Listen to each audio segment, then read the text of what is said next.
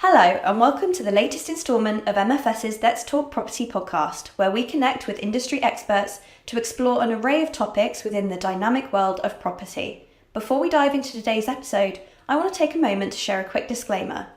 MFS are a bridging loan and buy-to-let mortgage provider and are not financial advisors. The opinions and views expressed in this episode are personal to the host and guest and may not reflect the views of MFS. For more information on MFS, you can find us at www.mfsuk.com. Be sure to keep up with our podcast updates on Instagram at MFS_LTP. Now, let's get started. Hello and welcome to the Let's Talk Property podcast. I'm Leah Brunskill, I'm Head of Marketing at MFS, and I'm here today with Andrew Brown. So I don't know if you want to take a couple of seconds to introduce yourself, let us know where you're from. Sure, my name's Andrew Brown. I am Director of Auctions at Strettons. I've been in property for about 25 years now and an auctioneer for the last 21. I have, in my time, auctioned over £1 billion worth of property and conducted north of 300 auctions now. Fair few. Nice. Okay, lovely. So obviously today we will be talking all things auctions. So we'll start off fairly simple. So for somebody who's never been to one, doesn't know much about them, what are they? So an auction is a method of selling property. I mean, I suppose there are auctions for all different things, but it's purely property auctions that I deal with. And it's a very simple, clean, arm's length method of disposing of property. And I suppose the big difference between buying, as most people have done, buying a house by private treaty from an estate agent or buying a property from an auctioneer. I think the big difference is the pace at which the process moves. Mm-hmm. So with a private treaty sale through an estate agent, what you tend to find is that the property goes on the market, it will, people will view and will make offers. So once an offer is accepted, there's then a period between that and exchange of contracts, which at the moment, anecdotally, is taking around about 20 weeks for sale agreed to exchange to take place and then completion sometime thereafter. With an auction, it's much more condensed. So we will list an auction catalogue normally about 3 weeks before the auction date. Mm-hmm. And the fundamental difference about an auction from a private treaty sale is that once the hammer goes down, that is an exchange of contracts. So the moment that I say selling for the third and final time and the hammer comes down, that's the point of exchange. Mm-hmm. And the buyer then they pay a 10% deposit or 10% of the purchase price, and they then have 28 days to complete. Mm-hmm. So if you imagine from instruction with us through to completion can be as little as 7 weeks. Yeah. Whereas you're talking just from getting sale agreed to exchange of contracts with an estate agent, you're talking over 20 weeks. Yeah. Let's not think about the time for completion. Yeah. So it's a very swift process. Mm-hmm. And the reason it's popular, I think, with a lot of sellers, and we'll perhaps touch on sort of the different types of sellers later on. The reason it's popular with sellers is because it's very clean. There's none of this. You know what you have with if you've ever sold a house, you'll know that people get a survey done and say, oh, mm-hmm. It needs £5,000 spending on this or that, and therefore I'm reducing my offer. Yeah. There's no wiggle room for the buyer from with an auction contract. Yeah. The hammer price is the price that's paid. Yeah. And the auction contract is it's watertight in terms of making sure that the buyer performs as and when. From a buyer's perspective, they like it because it's a swift turnover, and it's used by a lot of property traders, property investors, property developers. But I suppose the big advantage is that because of that speed of process, the majority of properties that go to auction will be at a price that's discounted from the estate agent price, if you want to call it that. And usually that's sort of 25 to 30%. So the idea is that you'll probably, feasibly, you can get a bargain if you're buying at auction. Yeah, sure. Okay, so from the seller's perspective then, the kind of benefits are the speed, the certainty, the fact that, there are not going to be any last minute drops of offers and things like that you'd get on the main market. Yeah. And for buyers, it's really the opportunity to potentially get something at a discounted price, as well as the speed from their side as well. Yes. And then, so how do they work? Take us through an auction. Okay. So Do you want start to finish, or do you want just the auction day? Or? No, let's go start to finish. Right, Obviously, so you start marketing 3 weeks before, but... Yes. Okay. So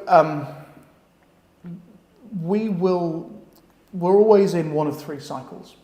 You're either in a post-auction cycle, a pre-auction cycle, or the actual auction itself. And so we've just had our July sale last week, and we're now in that process of getting everything boxed off from last week and starting to list for the September auction. So the way that it will work is that if you have a property that you want to sell by auction, we will do an appraisal of that property. We won't go to the point of doing anything like a red book valuation. It's merely an indication of where we feel the market price is. And we'll make 2 recommendations to you. One, where the guide price should be set, and 2, where the reserve should be set. And those 2 might just sound like semantics, but there's a fundamentally important difference between the 2. The guide price is the starting bid price, and this is important for anyone who's considering buying at auction to make sure that they consider when they look at auctions. The guide price is the starting bid price. That's published, that's known to everybody. The reserve price is known only to the seller and to the auctioneer, and the reserve price is the minimum selling price. This is the price below which an auctioneer can't sell. Yeah. So, and the 2 are tethered to one another. The reserve has to be within 10% of the guide price. Sure. Or if there's a range of prices, like if the guide price is 600 to 650, it's got to be somewhere in that range. So what we do at the outset is we are setting those guide prices with our clients. So they will phone or email, or we'll be talking to them, and they'll give us the property to look at. We will appraise that based upon, again, depending upon what it is. Either it's current market price and then discount that, or we might work on a yield basis, or might work a fairly simple sort of development appraisal to work out where the price should be. And once we've discussed that with them and they're happy, we will then have them instruct their solicitors to start preparing the auction legal pack. In the meantime, we'll be preparing the catalogue details. So we put together a catalogue of all the different lots that we have that we're offering on a particular day, in the lead up to the close, which, as I say, is usually about 3 weeks, 20 days normally before the auction. And once that catalogue is published, we send that out. I mean, back in the day, we used to be printing tens of thousands of catalogues. Now we only print about 2,000 catalogues, and they go to people who specifically want something hard copy. The vast majority, over 22,000 people who we reach out to each month, they get everything by email. Yeah. So that tends to be our main marketing push. It's that day of launch where everything goes live on the website and the email goes out. That tends to be when we brace ourselves for being busy. Yeah. And during that period, we will market the property. Probably no different to any other property transaction. You know, we use the property portals, specialist ones and general ones. We'll put a board on the property. But as I say, our main marketing tool is out to our mailing list. So that will be sent out, and hopefully, if the property is well priced, we will have sufficient bidders interested who will. There's a process they have to follow in terms of making sure that they're ready to bid at auction. Yeah. The aforementioned auction legal pack, which the seller's solicitor prepares, gets uploaded to our website, and that contains all the information that a purchaser needs to make an informed decision about bidding or not. Sure. And the reason for that being front-loaded, if you like, is because if you imagine on the day of the auction when the hammer goes down, that's an exchange.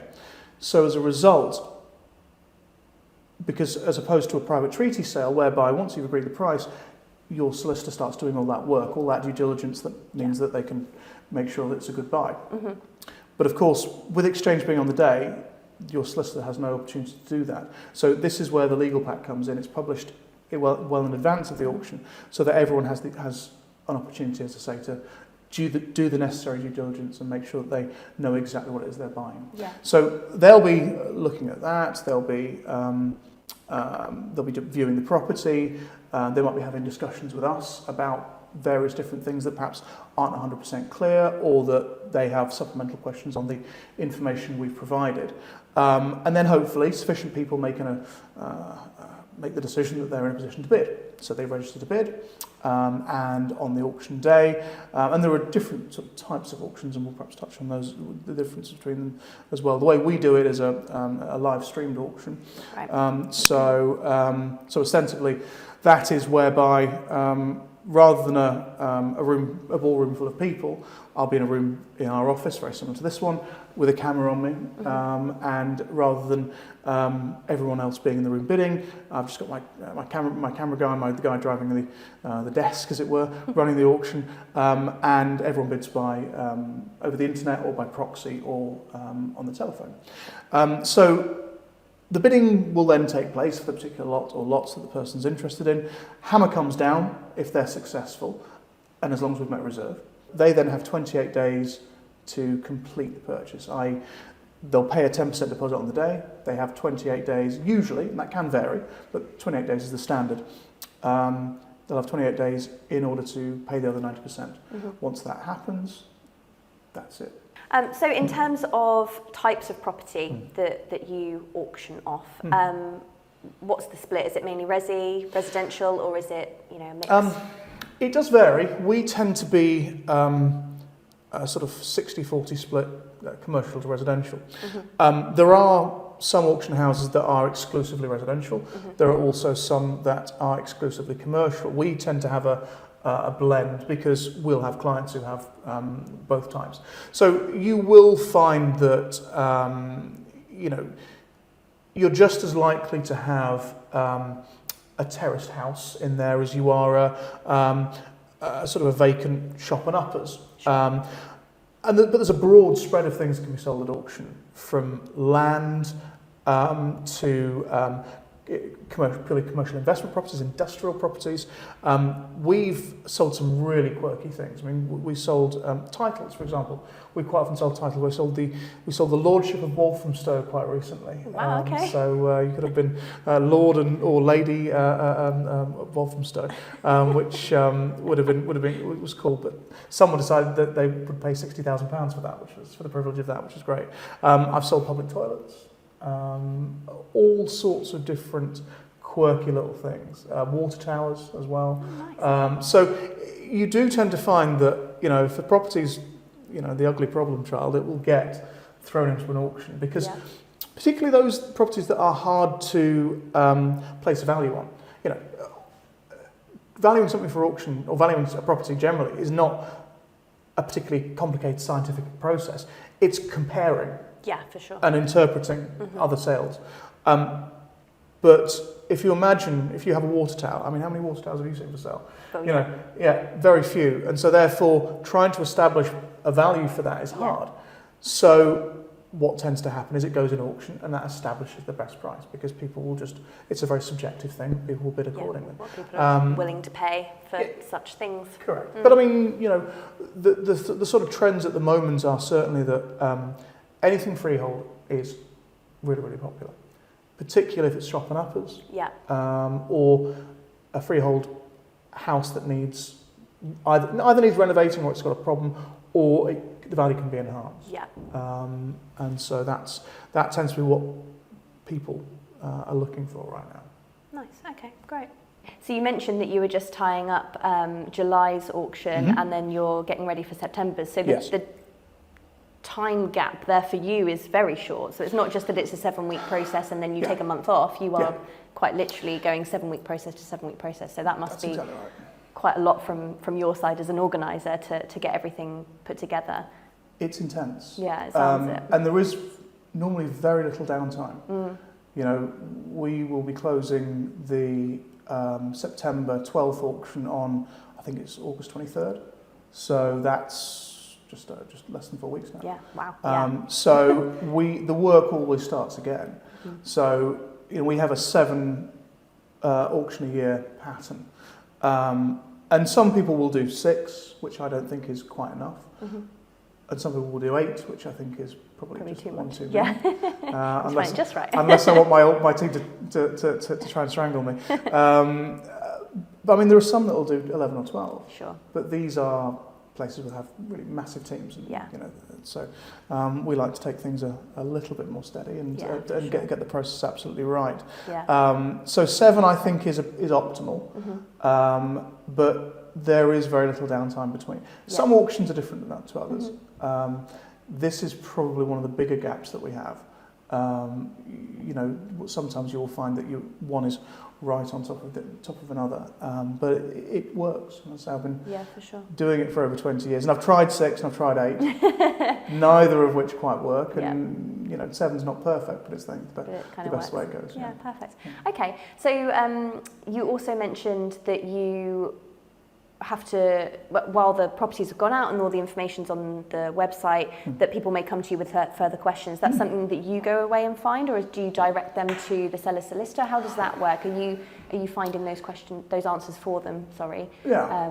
Or is it a bit of everything? It does depend upon the question. I mean, a lot of the time, it's interpretation. So they'll look at something and say, well, I don't quite understand this. Yeah. So they need that guidance in terms of what does this mean. You know, and what you'll find at auction is that there are some complicated assets that get sold that might appeal to a new buyer or an inexperienced buyer, but who perhaps don't understand what it is that they're buying. Sure. You know, you might have a ground rent investment, which a lot of people don't quite get, sort of the serving of the notices and the difference between the Section 5A notice, Section 5B notice. It's all of these sorts of things. Now, a good auctioneer is there to try and assist his buyers as much as he is his sellers. Yeah. And so what we will all try and do is hold the hand of perhaps an inexperienced buyer as much as we can through that process. And I would always encourage everyone to speak to their auctioneer or the auction surveyor that's dealing with that property, because it's vitally important that you develop that relationship with them. Yeah. They're far more likely to be helpful, and you know, if they know who you are, and particularly as you build up that rapport. So there are certain occasions where I will have to refer someone to a legal pack, or I will suggest that they have their lawyer look at this, because there are certain things that there are questions that they'll ask that I might not be able to answer because of a lack of expertise. Sure. Or I might not wish to offer them my interpretation of it, and I would much rather, I mean, what I'll always say is, look, you know, please don't take my word for this. You know, you're far better off having your own lawyer look at this and advise you, because if for nothing more than if I get it wrong and they get it wrong, they've at least got someone to sue if they had their lawyer look at it. Sure. So that's sort of ideal from their perspective. Yeah. So we will provide that advice. We will try and help as much as we can, because that's what we're there for. That's what we're being paid by our client for. But there are certain things. There are certain occasions where I'll say, look, here's what I think, but please, you don't rely on that. You can't rely on that. Yeah, you need to go and do your own. Yeah, exactly. Yeah, okay, perfect. And the other question that I had for you was kind of, again, off the back of the amount of auctions that you do. Are you finding that presumably they went more online after COVID? I presume online auctions were a thing previously anyway, but obviously the COVID and the pandemic made them more accessible, or everybody switched, or do you prefer in person? Do you think that the changes, how have they changed? Yeah, I mean, that's a big topic. I hope you're sitting comfortably. When COVID hit, let me start before that. So before COVID, ballroom auctions were very much the norm. Yeah, so I've been to one. They were great. Yeah, so you know, for anyone who hadn't been to one, you would hire a big auction venue, and then you bring all your staff there and all your AV equipment and everything else like that, and then everyone turns up.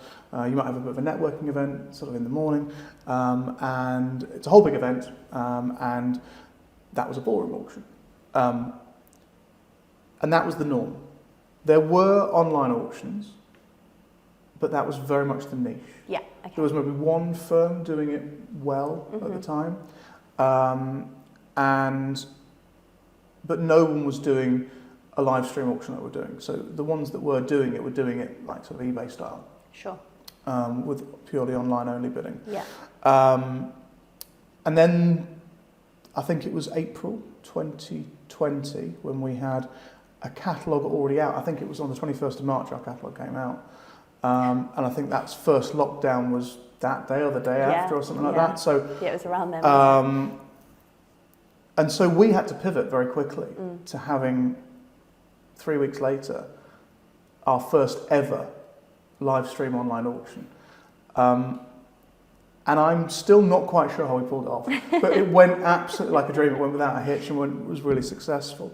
And I think a lot of auctioneers ended up cancelling their April sales, just saying, look, we're going to put our foot on the ball and take stock and see see how this goes. But certainly what we've seen now is over the last sort of 4 and a bit years is that everyone's realised, hey, this works. Yeah, now, whether you're doing the live stream auction like we do at Strettons, or if you do a sort of eBay style online only bidding, as some of our competitors do, there's a huge number of huge benefits to you as an auctioneer. First and foremost is cost. Sure. You're saving. Well, I'm probably saving £70,000 or thereabouts a year for not having to hire a ballroom in the centre of town here. The access to information is so much better because everyone has to register to bid. So you are far better placed to advise your client on this is where the reserve should be, the property should be withdrawn.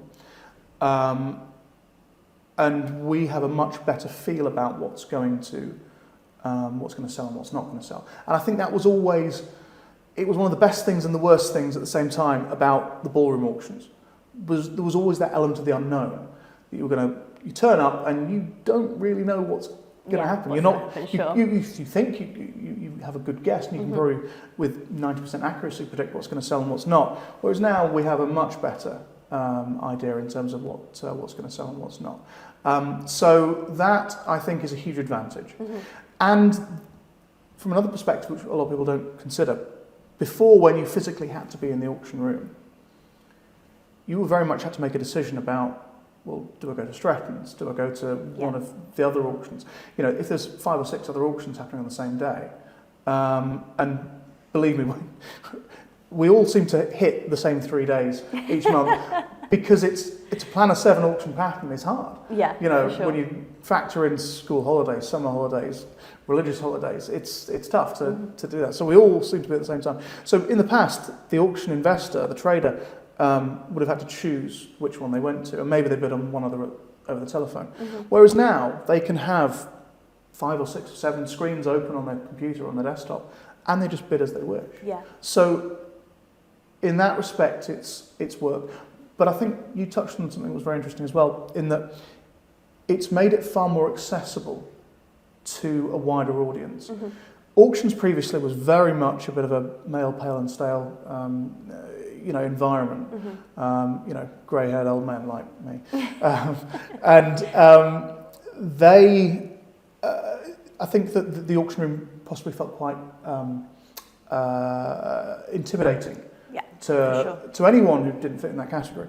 And so as a result, whereas now, if you imagine previously going to an auction room, you've been to the auctions, busy, intense place where you feel like everyone's looking at you and everything's riding on it. It's all happening very fast and it's all, You can always tell someone who's not bid before because the hand is, is really tentative going up. Whereas with the online sphere, it's anonymous. Everyone's very equal. If you're inexperienced, you're far less likely to be persuaded or intimidated or cajoled by me as the auctioneer saying, come on, are you bidding? Because I can say that to a screen, but if I can't see your reaction, the non-verbal communication that you don't get now makes it much harder for me. So it's a less intimidating environment for someone who hasn't done it before. So as I say, it's probably opened it up to a broader market who perhaps previously would have gone, oh, I don't fancy buying an auction, but I can do that now. I remember going to my property auction, and I wasn't bidding, I was there with MFS, and I remember standing incredibly still just in case any movement I made could be construed as a bid. And I mean, obviously knowing it now, that wouldn't necessarily happen, but at the time I was very upright and very still. I mean, you have to be fairly definite back in the day, you had to be fairly definite with the bid. I mean, I would always make a joke. You know, I mean, you wouldn't believe the number of people who would be sitting on the front row and they'd spot their friend and go, "Oh, hi." Yeah. Like, where do you think you are? Was that a bid, sir? Yeah. You know, you nearly bought a 3-bedroom terrace house in Wigan. You need to be careful. So, you know, you do. But again, I think that kind of sort of segues nicely into the sort of the downsides of doing it this way.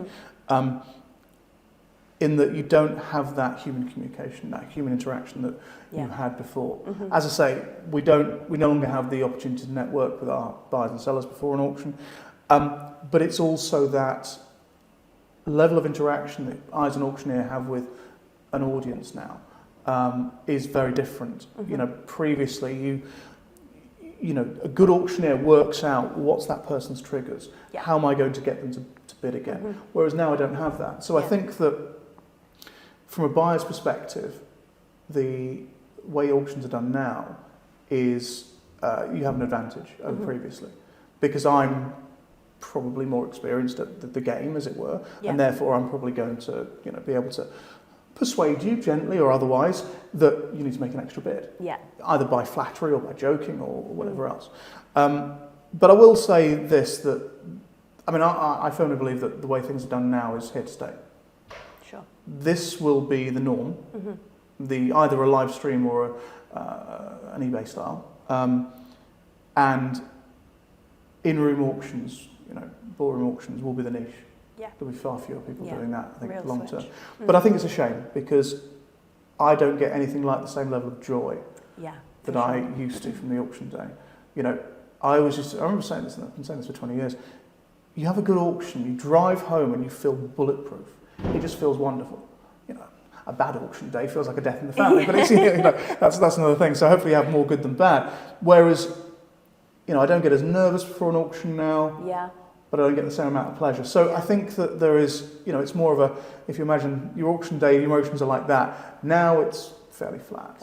And it's fine. It's better than working for a living, but it's, you know, it is, it's, as I say, I don't have anything like the level of joy that I used to. But, fair enough. I think that was going to be one of my questions, actually, is, you know, you can't just, you know, I couldn't go and stand up there and host an auction, I'd be terrible at it. But, you know, it's a real skill. So, having to pivot that so quickly and go, okay, fine, this is now online and I need to, you know, host this in an entirely different way must have been quite stressful, along with everything else that was going on at the time. It was. And I think what's interesting was how I find, you know, lines and hooks and things that I've been saying for 20 years have had to go out the window completely. You know, I only get to use them now at the odd charity auction I do.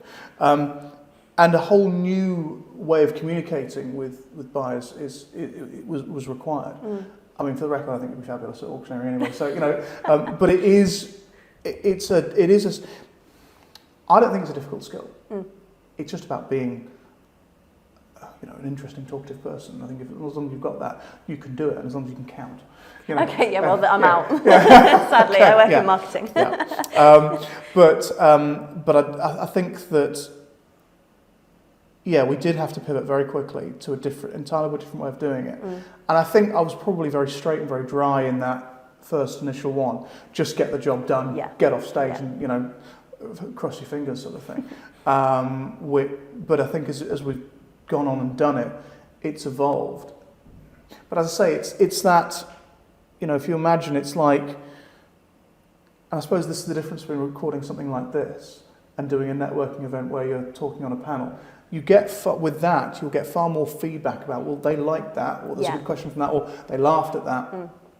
You get that feedback, whereas you just don't with the current auctions. So it's, so it is we've had to change, but I think we've done okay.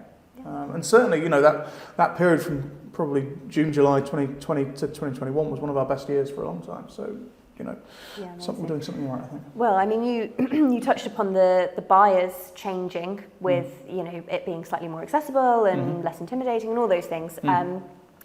In terms of the seller's side, have you seen that change, or has that remained fairly stable? And kind of leading on from that, you know, you talked about that you have a massive database that you can send either printed brochures or emails out to.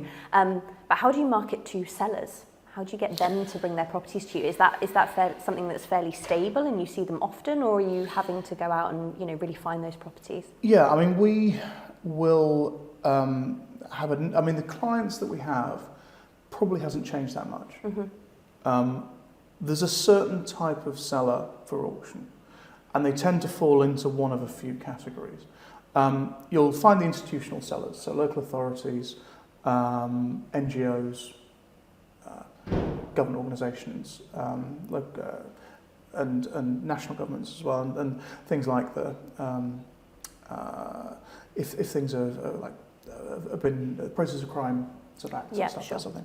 So they'll fall into they like auctions because if they're selling through an auction, they can't be criticised that they've not got the best price. Yeah.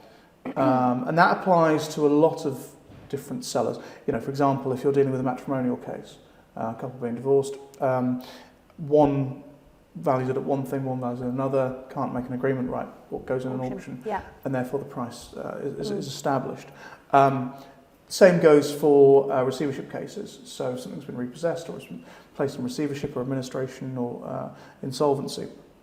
And the receiver who steps in has a duty of care to get a best price for the debtor. Often the criticism that is levelled at receivers is, well, you've undersold that. Someone else might have paid more, particularly if it's sold by private treaty. Mm-hmm. And quite often it'll be someone comes out of the woodwork who'll go, well, I would have paid £100,000 more for that. Whereas at auction, again, that mitigates that criticism. Yeah, for sure. So you'll tend to find that those sort of institutional and lender clients will sell at auction. Then you have the traders, those who will buy from one auction and flip it into another and sell, or those who might take a vacant property, say, and put tenants in and then sell that on, or they'll buy a property off market, and then dispose of it in auctions. They might buy it for, 70% market value and sell it at 80% of market value in an auction. And then you have the institutions, the professionals, and again, we will have a lot of the properties that we manage as a firm. Our landlord or investor clients, sellers, will often rotate their portfolios. So they'll say, okay, well, this property has started becoming a problem because the tenant's not paying the rent or whatever else, or it keeps being problems with the physical property. They'll then decide to sell the property, and often they'll do that at auction because they like the speed of it. Yeah. And because they have no emotional ties to it. Yeah, sure. And then, I suppose the final category is the sort of the unknowns. We call them we describe it as a walk-up. Someone who's rung in or has emailed us or whatever else. And these tend to be, accidental landlords or people who've just had their property on the market for a long time, can't sell it, right. and they need to get it disposed of within a certain time frame, so they might put it in auction.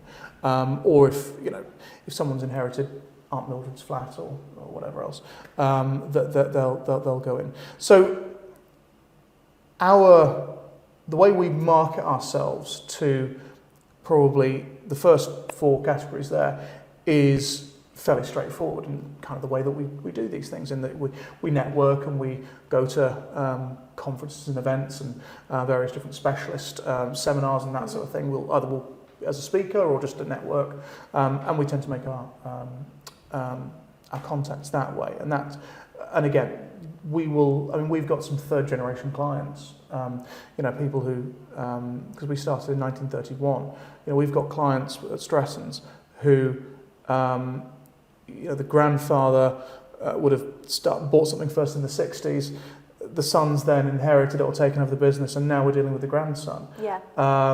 And that really is lovely. Our community is very close to our heart, and the area in which we're based and which we are specialists is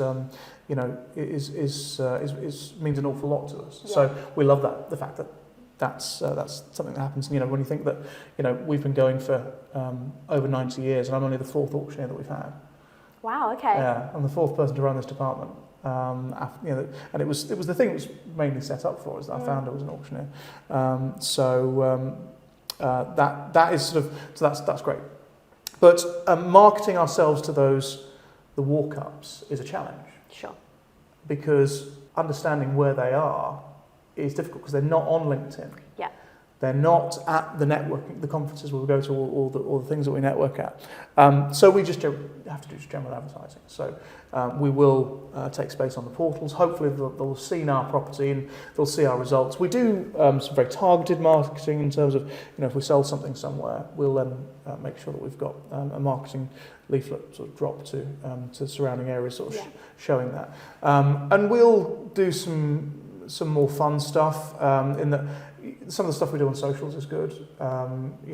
It's video. We try and do a mix of talking about the auction, the most recent auction, but also trying to provide some education, some tips and tricks. A couple of things that you've just mentioned. So one, the tips and tricks and how to avoid mistakes. I'd love to talk about that a little bit more.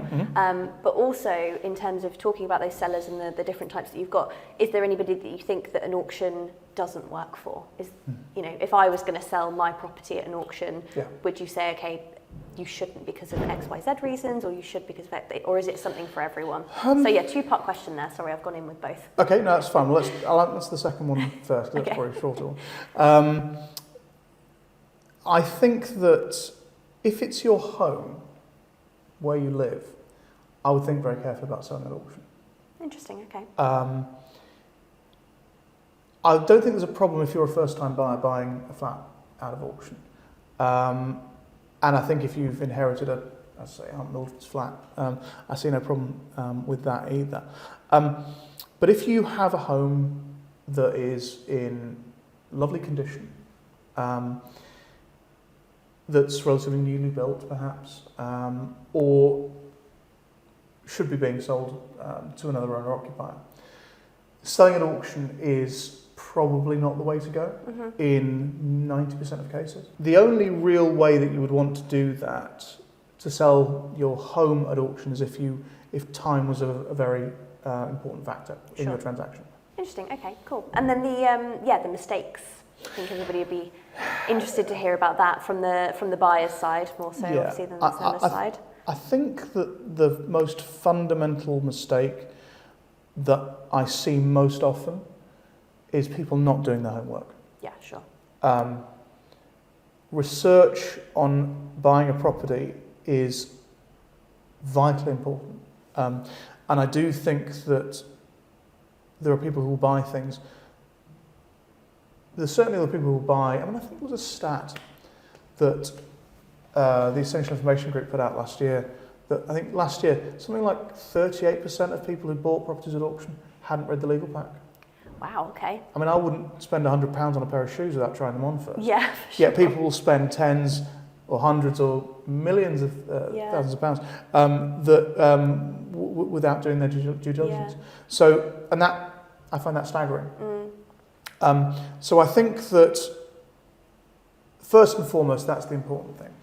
I think that anyone there's a company, as I've just mentioned, the Essential Information Group, who are like the right move of auctions. If anyone's looking to buy at auction, I would say first things first, get yourself a subscription to them. They don't pay me. We use a lot of their products, but they certainly don't pay me. I pay them a lot, but I would say that that is invaluable because you can see what other things at auction have sold on that street. Right. Has that property been sold before? Yeah. Was that property in an auction 2 months ago? Yeah. And if so, why is it going again? And exactly. Yeah, interesting. And never be scared of asking questions. So that's point one. There's only 3 of these, by the way. The second tip I would say is that having an exit strategy is really important. I think that too many people buy at auction, and then once they've won it, then they start thinking about what they're going to do with it. Yeah. The way to do it is to have that planned out before you bid, making sure that you know exactly what it is that you're planning on doing it, and having a timeline. Because so many people, the ones that I see sort of who get themselves in trouble, end up having the property repossessed or placed in receivership, are those who haven't factored in things like, well, if I hold it for 6 months, my interest is going to be this. If I hold it for 12 or 18, particularly if they're not on the right product, they don't factor in that level of debt interest, which is a fundamental thing. But it's knowing what you're going to do with it. You know how much it's going to cost to enhance the value, and you know how much you're going to make, and you know how long that's going to take. And all of that data put together gives you the amount that you can afford to pay for the property and still work at a certain profit margin. So having that is vitally important, and that segues very nicely into point 3, is when you've worked out what that amount you can pay is, sticking to it. Yes, yeah, for sure. I mean, you might have a range, if you're working between 15 and 17%, that you've got a bit of play there. But my job as an auctioneer is to make you as the bidder part with as much of your cash as possible. Yeah, for sure. By using whatever persuasive techniques that I have to be able to say, right, I want this person to bid, and make that person bid. Now, the one thing that I can't, that I'm powerless against, my kryptonite is self-discipline. So if a buyer says, once the bidding gets to this point, I'm out, and I'm not going to bid any further. Yeah. If they have that self-discipline, there's nothing I can do. I can persuade and, try and encourage as much as I like, and ain't going to make any difference. Yeah. So as I say, that being disciplined with your maximum bid, even if it goes 1,000 over, even if it's only 1,000, because trust me, when that 1,000, you bid that extra 1,000, and I then say, come back again. You think, oh, it's only another 1,000. That's only another 1,000. Before you know it, you've paid 15 grand more, and my clients walked away delighted, and you're thinking, hang on. How did that happen? Yeah, how's he done that? Okay, interesting. So the off the back of that, and this is a completely rogue question, so please humour me. That's all right. So the TV programmes that we all know and love around purchasing at auction, flipping property, there's a real romanticism there, I think, of that whole process. Do you think that helps or hinders when it comes to those fundamental mistakes? Overall, as programmes, they certainly help, because they have been instrumental in raising the profile of auctions as a process to bring it into the public consciousness. Sure. But I love those shows, because of, I'm a real auction geek, and I love seeing other people's auction techniques. I mean, I watch, because all auctions are live streamed, so I will watch other auctioneers doing their auction, just so I can pick up the sort of, the phrases they use and sort of mannerisms. Just I try and take what I like from everybody and try and incorporate that into my, I was about to say act, which is the wrong thing, but in terms of the way I carry myself as on the rostrum. Well, thank you so much for joining us. This has been really great. I've thoroughly enjoyed myself. So as a final point, could you just tell us where people can find you? Sure. Andrew Brown, Director of Auctions at Strettons. We are online at strettons.co.uk and all on social media, all the usual socials. Fab. Amazing. Well, thank you so much. It's been a pleasure, and hopefully we'll see you soon. Yeah, thank you. If you enjoyed this episode, don't forget to subscribe, like, and share. You can access our previous episodes in all the usual places, as well as on our website at mfsuk.com/podcast. You can also stay connected with us on Instagram at mfs_LTP. See you next time.